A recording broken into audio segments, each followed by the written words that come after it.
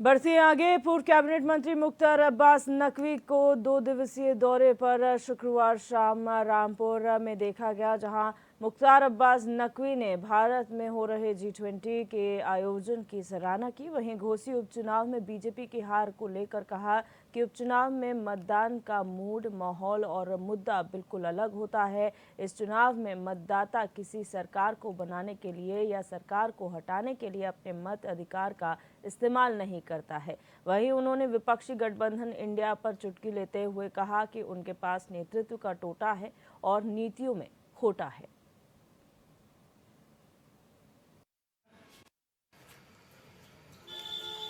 हमारे देश के लिए गर्व का विषय है। G20 हो रहा है और पहली बार भारत में G20 भारत की अध्यक्षता कर रहा है और विश्व के सभी ताकतवर नेता और देश इसमें जो है वो भाग ले रहे हैं और निश्चित तौर से तमाम महत्वपूर्ण जो चर्चा होगी, उसमें फैसले होंगे और बहुत ही भारतवासी बहुत ही इससे खुश हैं। देखिए, जो उपचुनाव होता है, उपचुनाव के मुद्दे, मूड और माहौल बिल्कुल अलग होता है। इसलिए उपचुनाव के मतदान का मूड, माहौल और मुद्दा बिल्कुल अलग होता है।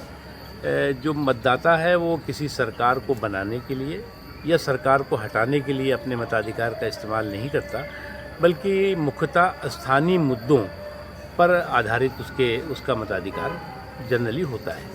जहाँ तक सवाल है इस तरह के चुनाव में, कुछ लोग फ़ौरन कहते हैं साहब ये तो मोदी जी के, योगी साहब के लिए जो है वो के ख़िलाफ़ जो है वो जनमत संग्रह है।